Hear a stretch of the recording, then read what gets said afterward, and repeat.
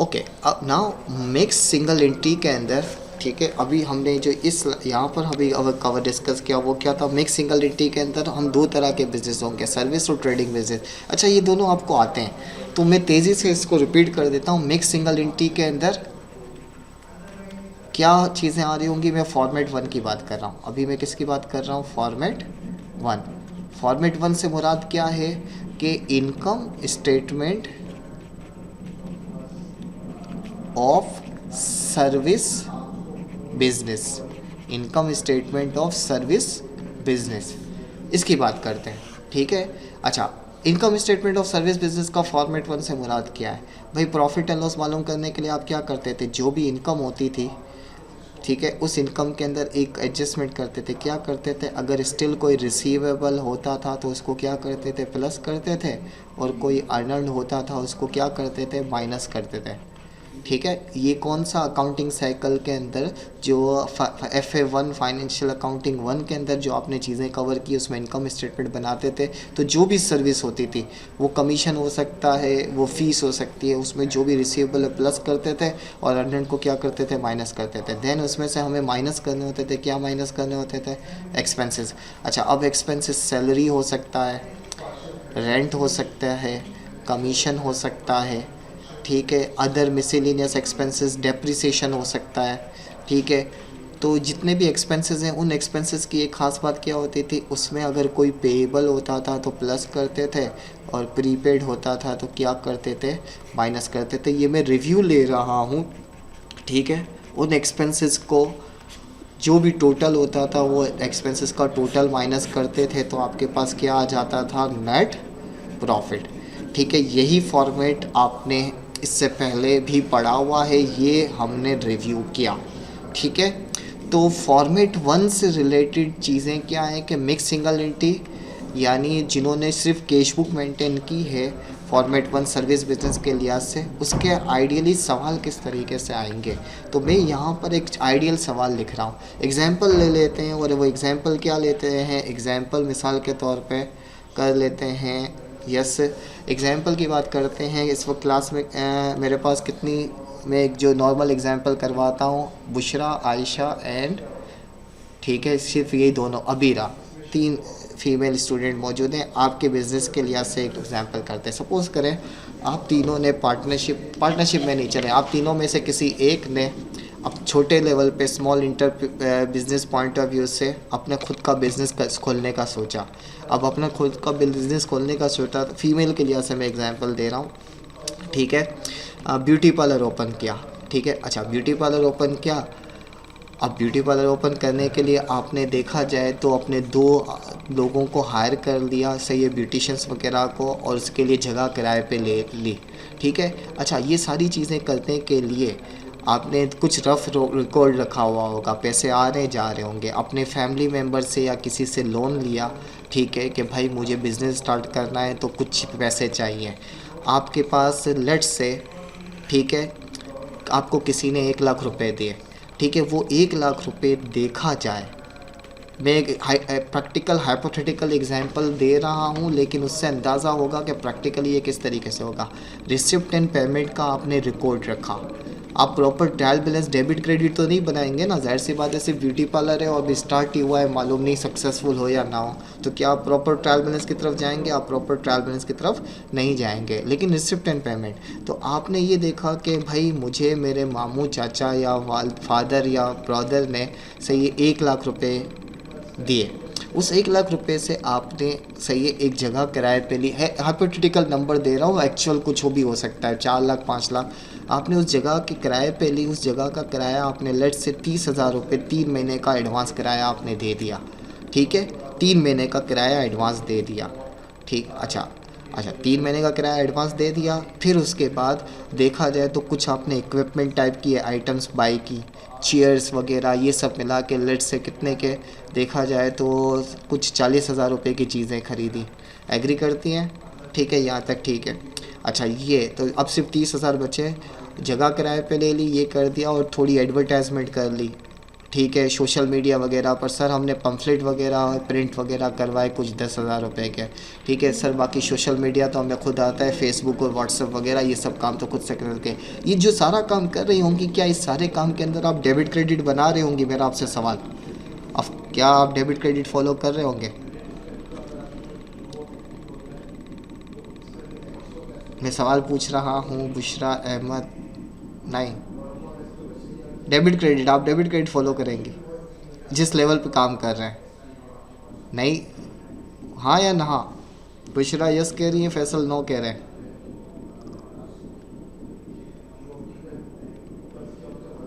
नहीं, चलें, no no, ठीक है चलें आगे बढ़ते हैं। ओके, इसका मतलब डेबिट क्रेडिट फॉलो नहीं हो रहा होगा, लेकिन रिसिप्ट एंड पेमेंट का रिकॉर्ड तो आप साथ साथ मेंटेन कर रहे होंगे ना, कि कितने पैसे आ रहे हैं और कितने पैसे जा रहे हैं। तो आपने रिसिप्ट्स एंड पेमेंट्स का प्रॉपर रिकॉर्ड फॉलो कर दिया।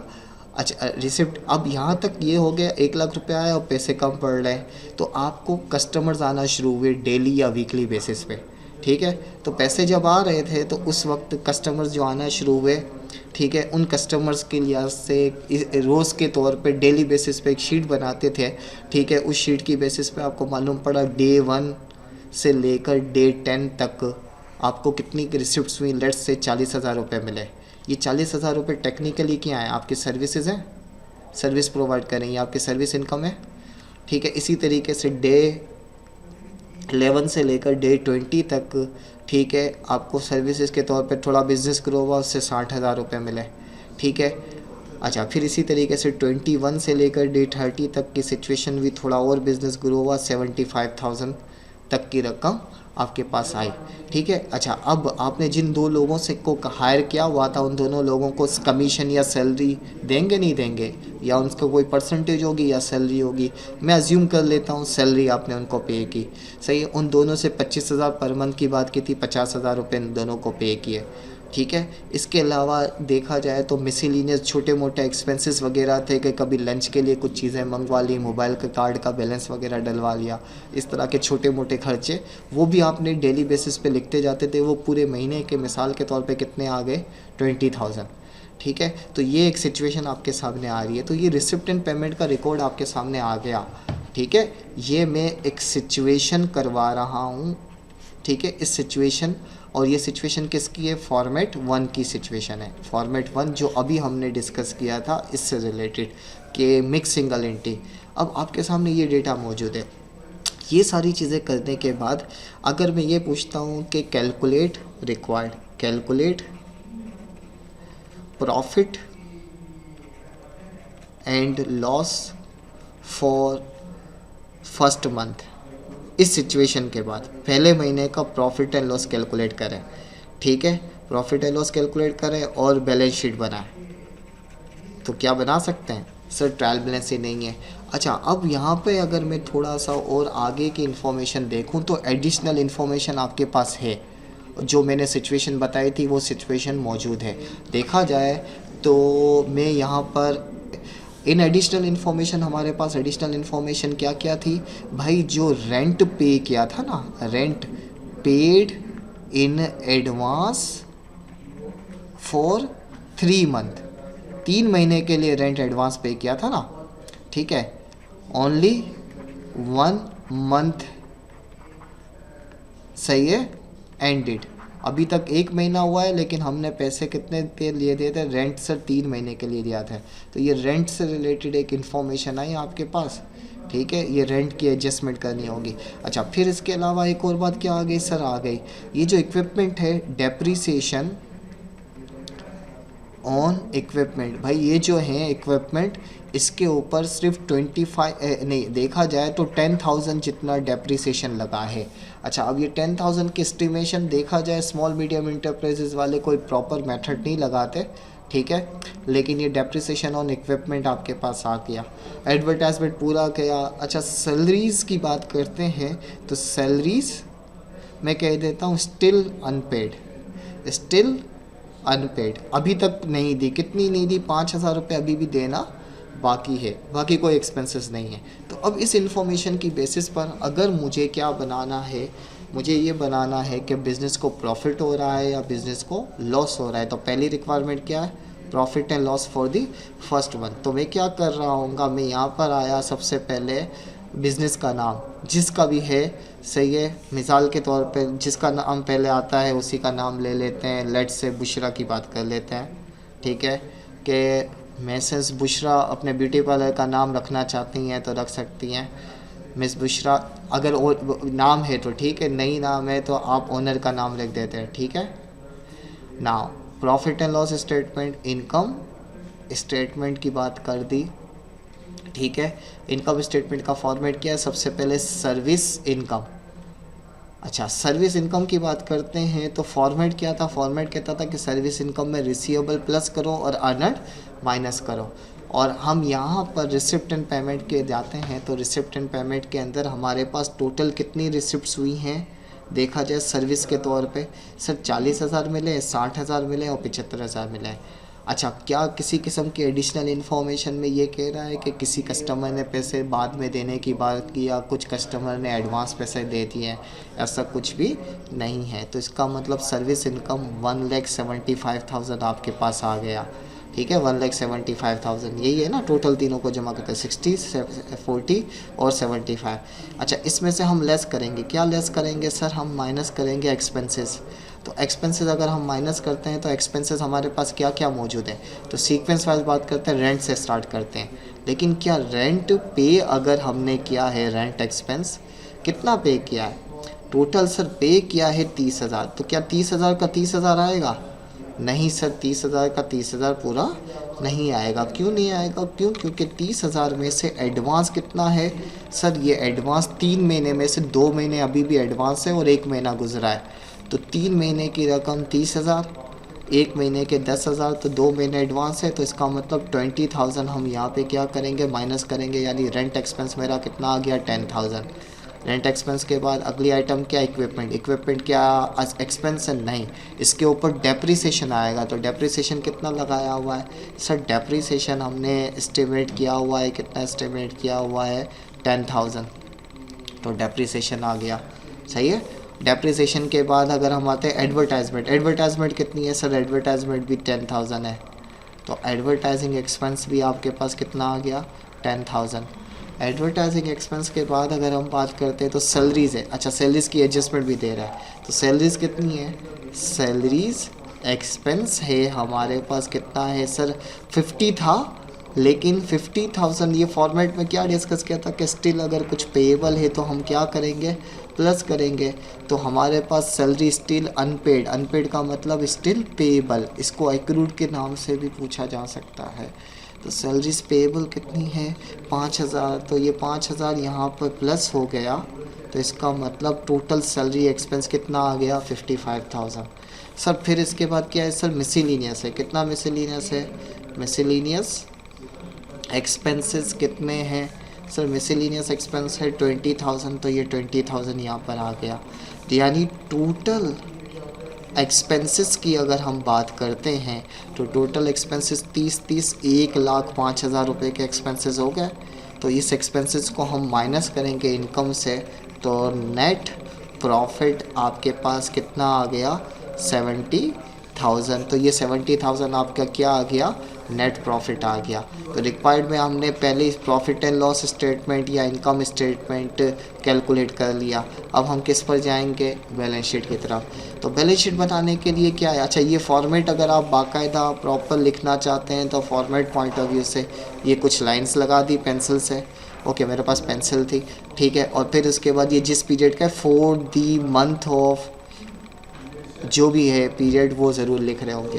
अच्छा ये हो गया, अब हम बैलेंस शीट पर आते हैं। तो बैलेंस शीट के लिए क्या करना है, बैलेंस शीट का फॉर्मेट आपको अगेन, अच्छा इस बैलेंस शीट के फॉर्मेट की अगर हम बात करते हैं तो यस आ गए, इसको मैं डिलीट कर दूँ लेटर के, ये इधर आ गया बैलेंस शीट। अच्छा बैलेंस शीट के लिहाज से अगर हम बात करते हैं तो सबसे पहले वही मिस बुशरा की सिचुएशन और जो भी स्टेटमेंट ऑफ फाइनेंशियल पोजीशन भी कहते हैं, स्टेटमेंट ऑफ अफेयर्स भी कहते हैं, बैलेंस शीट, ठीक है, इज़ ऑन जिस तारीख को होगी उस तारीख को।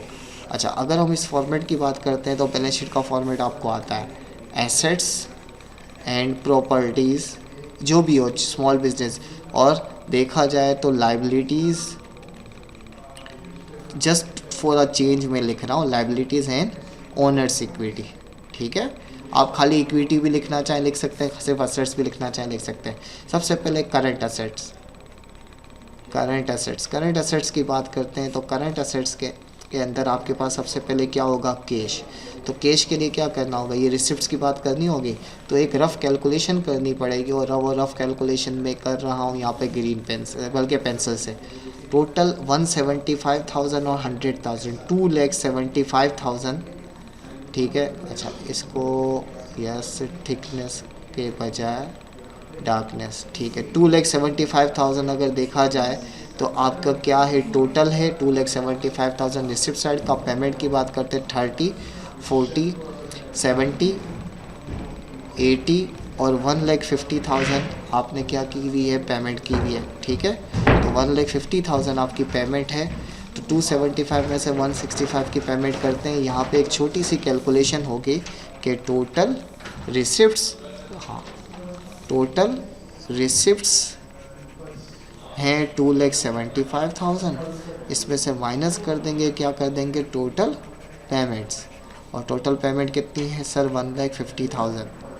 तो इसका मतलब 1,25,000 is what your cash ending, यानी इतना कैश बचा हुआ है। तो ये यहाँ पर कैश आपके पास आ गया 1,25,000, ये कैश आ गया। अच्छा, कैश के बाद अब आइटम क्या क्या हो सकती है, अगर किसी किस्म का प्रीपेड होगा तो वो प्रीपेड लिखेंगे। तो आपके पास कुछ प्रीपेड मौजूद है, यस सर, प्रीपेड रेंट मौजूद है। प्रीपेड रेंट था, ये 20,000 माइनस किया था ना एडजस्टमेंट में, तो प्रीपेड रेंट कितना है सर, 20,000, ये 20,000 प्रीपेड रेंट लिख दिया। कुछ और प्रीपेड मौजूद है, तो वो प्रीपेड आपको कैसे मालूम पड़ेगा, यहाँ से चेक करना होगा या यहाँ से चेक करना होगा, नहीं सर और कोई प्रीपेड यहाँ पे मौजूद नहीं है। ठीक है, तो इसका मतलब रेंट गया। ठीक है, इक्विपमेंट फिक्स एसेट्स के तौर पे आएगा, एडवर्टाइजिंग नहीं, सैलरीज नहीं, मिसलेनियस भी यहाँ पे नहीं है। तो प्रीपेड के बाद अब हम आ जाते हैं, किस पर आ जाते हैं, फिक्स एसेट्स में। फिक्स एसेट्स में हमारे पास क्या मौजूद है सर, फिक्स एसेट में हमने इक्विपमेंट 40 के बाई किए थे, तो ये इक्विपमेंट 40 के आ गए, लेकिन इसको हमने यूज़ किया हुआ है, कितना यूज़ किया हुआ है, depreciation, allowance for depreciation sir हमने 10,000 रुपये जितना यूज़ किया हुआ है, ये माइनस कर दिया, तो ये 30,000 रुपये हमारे फिक्स एसेट के तौर पे आ गए। लाइबिलिटीज़ की बात करते हैं तो यहाँ पर लाइबिलिटीज़ में हमारे पास सिर्फ एक ही आइटम मौजूद है, और कौन से आइटम मौजूद है सर, सैलरीज पेएबल मौजूद था।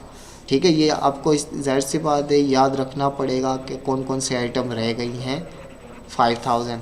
ठीक है, तो ये 5,000 पेएबल था, क्या कुछ और पेएबल है, नहीं है। यस सर, ओनर्स का इक्विटी, ओनर्स इक्विटी के लिए आप क्या कर रहे होते थे सर, कैपिटल, वो कितने से स्टार्ट किया था सर, वो 1 लाख से स्टार्ट किया था, और इसमें हमें प्लस करेंगे, क्या प्लस करेंगे सर, प्रॉफिट। तो प्रॉफिट कितना निकाला है सर, 70,000 का प्रॉफिट हुआ, तो 70,000 का प्रॉफिट ऐड कर दिया। प्रॉफिट को हम क्या करेंगे, ऐड करेंगे, तो हमारे पास देखा जाए तो टोटल ओनर्स इक्विटी आ गई, यस सर, 1,70,000।